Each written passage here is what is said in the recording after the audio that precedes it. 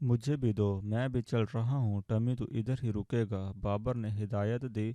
वो दोनों जल्दी जल्दी गर्म जैकेट और टोपियाँ पहनकर आगे बढ़े और जल्दी से जूते पहनकर बाहर निकल गए।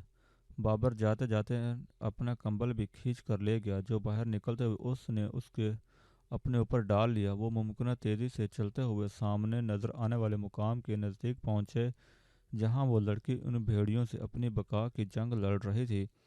एक भेड़िए ने उस पर छलांग लगाई तो वो तेजी से उसकी तरफ हटी और हाथ में पकड़ी हुई लकड़ी उसके मुंह पर दे मारी। इसी असना में दूसरा भेड़िया छलांग लगाकर कंधे के पास से उसकी जैकेट पकड़ चुका था। वो घबरा कर उससे अपनी जान छुड़वाने के लिए उसे पूरी कुवत से धकेलने के बावजूद नाकाम हो रही थी। बर्फ पर जगह जगह खून नजर आ रहा था, जिससे अंदाजा हो रहा था कि वो शदीद जख्मी है। फिर शायद उसने भेड़िए की आंखों में उंगलियां प्रवेश करने की कामयाब कोशिश की, जिससे घबरा कर भेड़िए ने उसे छोड़ दिया। लेकिन इसी असना में एक और भेड़िया उस पर छलांग लगा चुका था। जैगम ने फौरन उस छलांग लगाने वाले भेड़िए के सर का निशाना लिया और फायर कर दिया। वो रास्ते से पलट कर नीचे गिरा और ठंडा हो गया। लड़की के पैर को दांत से पकड़कर खींचने वाले भेड़िए को बाबर ने ढेर कर दिया। दो को मरते देखकर बाकी दो ने राह फरार इख्तियार की। वो दोनों लड़की की तरफ बढ़े तो वो निढाल होकर बर्फ पर गिर पड़ी। वो दोनों नज़दीक पहुंचे, उसे आवाज़ें दे हिलाया जुलाया, लेकिन वो बेहोश हो चुकी थी। वो दोनों एक दूसरे की शक्लें देखने लगे। आंखों में सवाल था, अब क्या करें, जिंदा भी है या नहीं। जैगम ने उसकी नब्ज देखने की कोशिश की तो नब्ज हल्की हल्की चलती हुई महसूस हुई, लेकिन हाथ हटाया तो उंगलियां खून में लथड़ चुकी थीं। जिंदा है बाबर, इस पर कंबल डाल और उठा कर चल। मैं पीछे पीछे देखता हुआ आता हूँ, भेड़िए दोबारा न आ जाएं और हम बेखबरी में उनके हमले का शिकार हो जाएंगे। उस लड़की के खून की बदबू उन्हें यहाँ ला सकती है। चल जल्दी कर, जैगम ने कहा। बाबर ने फौरन उसके कहने पर अमल किया। अब वो उसे उठाकर तेजी से कॉटेज की तरफ जा रहे थे। ए मैन, जल्दी करो, बहुत भूख लग रही है, उस मोटे दाढ़ी वाले शख्स ने दुरुस्ती लहजे में टमी से कहा, जो अलग थलग कोने में बैठा अपने रजिस्टर में हिसाब किताब देख रहा था। वो अगरचे अंग्रेजी में उसकी कही बात समझ चुका था, लेकिन उसने जाहिर नहीं किया। वो सर उठाकर बेतासुर चेहरे के साथ उसे देख रहा था। उसने हाथ के इशारे से टमी को बुलाया और बोला, जाले जाले लाओ। टमी सर हिला कर किचन की तरफ चला गया और बोला, भाई वो भूख से डका रहे हैं और मोटा दाढ़ी वाला तो बहुत ही खबीस है, बार बार चिल्ला रहा है, जल्दी लाओ जल्दी लाओ। तो ऐसा कर, ये प्लेटें ले जा कर रख, पानी पीने के लिए रख, इतनी देर में ये आमलेट तैयार हो रहा है, आके ले जाना। उसने बर्तनों की तरफ इशारा करते हुए कहा। थोड़ी देर में वो नाश्ते के सारे लोज़मात रख चुका था। वो खाने के साथ साथ आपस में बातें भी कर रहे थे। करख्त लहजों और खुरदरे अंदाज से जाहिर हो रहा था कि वो कुछ ज़्यादा तहजीब याफ्ता नहीं है। अभी नाश्ते की इब्तिदा हुई थी कि एक और शख्स दरवाज़ा खोलकर अंदर दाखिल हुआ। उसके चेहरे पर संजीदगी और किसी हद तक गुस्से के आसार थे। उसे अपनी तरफ बढ़ता देखकर वो सब खामोश होकर उसे देखने लगे। उसने भी उसी बेंच पर अपने लिए जगह बनाई जिस पर पहले से एक शख्स बैठा हुआ था। फिर टमी को इशारे से बुलाकर एक और नाश्ते के लिए कहा। टमी जब प्लेट में उसके लिए आमलेट लेकर आया तो वो किसी मौजू पर संगीन लब व लहजे में बहस शुरू हो चुकी थी। वो पराठे रख कर वापस कोने में खड़ा हो गया। अब वो नहायत गुस्से से एक दूसरे पर संगीन इल्ज़ामात आयद कर रहे थे। मैंने लड़की तुम्हारे हवाले इसलिए नहीं की थी कि तुम उसे गोली मार दो, नए आने वाले ने कहा। तुमने मुझे नहीं बताया कि वो लड़की नहीं चुड़ैल है। उसने मेरे सर पर भारी बोतल मारी और शीशे के टुकड़े से जख्मी कर दिया। उसने अपने तेज नाखूनों से मेरा मुंह भी नोच लिया। फिर मैं क्या करता, वो चीख कर बोला। वो एक नाजुक सी लड़की थी जिसे तुम ग्रैंडल आदमी को जिच पहुंचा कर निकल गई। ऐसा मुमकिन नहीं, तुमने ज़रूर अपनी हरकतों से उसे जिच किया होगा। उसकी बात ने दाढ़ी वाले को गुस्से से पागल कर दिया। वो चीख कर बोला, मैंने तुम्हें अच्छी खासी रकम दी थी, मैं जो चाहता करता, तुम कौन होते हो पूछने वाले। وہ لڑکی میری ملکیت تھی، میں نے اس کے چاچا سے بھاری رقم دے کر خریدا تھا، وہ میرا بہت بڑا سہارا تھی۔ نئے آنے والے نے کچھ افسردہ سے لہجے میں کہا۔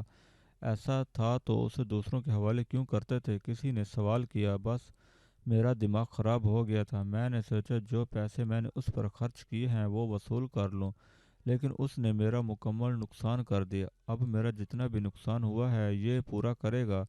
اس نے داڑھی والے کی طرف اشارہ کرتے ہوئے کہا، میں نے تمہیں پیسے دیے، وہ مجھے زخمی کر کے نکل گئی، یہ میرا نقصان ہے، تم پورا کرو گے؟ اس طرح کے نقصان پورے کیے جا سکتے ہیں، لیکن تم نے اسے باہر نکل جانے دیا اور بجائے اس کے کہ اسے واپس لاتے اسے گولی مار دی۔ میری گولی سے وہ نہیں مری، صرف زخمی ہوئی تھی، میری جیکٹ اور جوتے پہن کر بھاگ گئی تھی۔ میں جتنی دیر میں بیگ سے دوسری جیکٹ اور جوتے نکال کر پہن کر تیار ہوا، اتنی دیر میں وہ دور نکل گئی تھی اور بہت دور اسے بھیڑیوں نے گھیر لیا تھا۔ ظاہر ہے زخمی ہوئی تو خون نکل رہا ہوگا اور اس خون کی بو نے ہی بھیڑیوں کو اس کی راہ پر لگایا ہوگا۔ تم نے وہاں جا کر اسے بھیڑیوں سے بچانے کی کوشش بھی نہیں کی؟ اس نے جھنجھلا کر پوچھا۔ نہیں، میرے زخم مجھے تکلیف دے رہے تھے اور بھیڑیا تپاچا کرنے میں کتنی دیر لگاتے ہیں؟ وہ کافی دور تک نکل گئی تھی جہاں بھیڑیوں نے اسے گھیرا تھا۔ میں جتنی دیر میں وہاں پہنچتا اتنی دیر میں اسے چٹ کر جاتے، اسی لیے جانے کا کوئی فائدہ نہیں تھا۔ او خبیث انسان، اب تمہیں میرے اس نقصان کا ہر صورت ازالہ کرنا ہوگا۔ اس نے ٹیبل پر ہاتھ مار کر غصے سے کہا۔ وہ تینوں خاموشی سے ان کی گفتگو سن رہے تھے اور ان کی سمجھ میں اچھی طرح آ گیا تھا کہ وہ مظلوم لڑکی کون ہے جس کی رات بھر وہ تینوں جا کر تیمارداری کر رہے تھے۔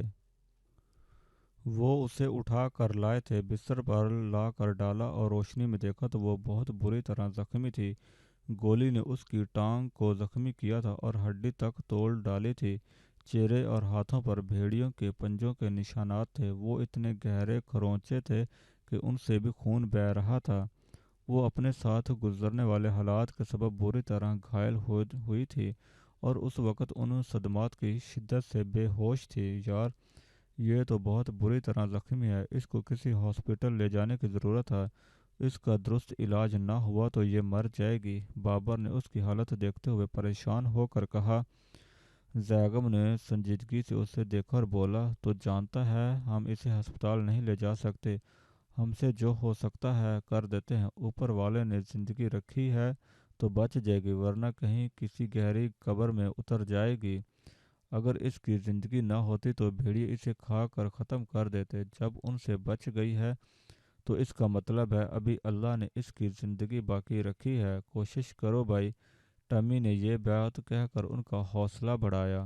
صحیح کہہ رہا ہے یہ چھوٹا، میں تہہ خانے سے جتنے بھی دوائیوں کے باکس پڑے ہیں اٹھا لاتا ہوں، جو کچھ اس کے کام آ سکتی ہے استعمال کر کے دیکھتے ہیں۔ چھوٹے، ایک برتن میں گرم پانی بھر کر لے آؤ اور ساتھ کوئی کپڑا بھی، پہلے اس کے چہرے اور ہاتھ کے زخم سے خون تو صاف کرو، میں دوا لا رہا ہوں، زیگم نے کہا اور اٹھ کر تہہ خانے کی طرف بڑھ گیا۔ ٹمی بھاگ کر گرم پانی اور کپڑا لے آیا۔ بھائی، اس کا جیکٹ اتارنا پڑے گا، اس کے گلے پر بھی زخموں کے نشان نظر آ رہے ہیں، ویسے بھی یہ جیکٹ جگہ جگہ سے بری طرح پھٹ گیا ہے، خون بھی لگا ہوا ہے، گندا ہو رہا ہے۔ ٹمی نے توجہ دلائی۔ بابر سر ہلا کر مخمصے میں پڑ گیا۔ بھائی سوچو نہیں، میں کچن میں جا رہا ہوں، تم کرو یہ سب، کسی کو تو کرنا ہی پڑے گا، بہتر ہے تم ہی کرو۔ پھر بابر ہمت کر کے آگے بڑھا، اس کا لباس اپنے پہننے کے قابل نہیں رہا تھا، وہ جوں توں کر کے اس مرلے سے گزر گیا۔ زیگم تہہ خانے سے دوائیوں کا جو ذخیرہ لے کر آیا تھا وہ دونوں اس کا جائزہ لے رہے تھے۔ یہ دیکھو، یہ اینٹی سپیٹک لوشن ہے، اس سے زخم صاف ہو جائیں گے، یہ مرہم ہے، یہ اینٹی بائیوٹک گولیاں، اور یہ ہے پین کلر یعنی درد کش گولیاں، یہ سب اس کے لیے بہترین دوا ہے، لیکن اس کی ٹوٹی ہوئی ٹانگ کا کیا کریں گے؟ زیگم نے سوچتے ہوئے کہا۔ وہ جو ہمارے پاس جلانے والی لکڑیاں ہیں ان میں سے دو تین مناسب سائز کی لکڑیاں لے کر اس کی ٹوٹی ہوئی ٹانگ، ٹوٹی ہوئی ہڈی بٹھا کر زخم پر مرہم لگاتے ہیں۔ اگر اس نے احتیاط رکھی تو آہستہ آہستہ ہڈی خود بخود جڑ جائے گی۔ آگے اس کی قسمت، بابر نے کہا۔ پھر انہوں نے اس کے زخموں کو جراثیم کش لوشن سے اچھی طرح صاف کر کے مرہم لگایا۔ گہرے زخموں پر پٹی بھی باندھنے کی ضرورت پڑی۔ پھر اس کی ٹانگ کے زخم کو صاف کر کے مرہم لگا کے ہلکی خواب نگر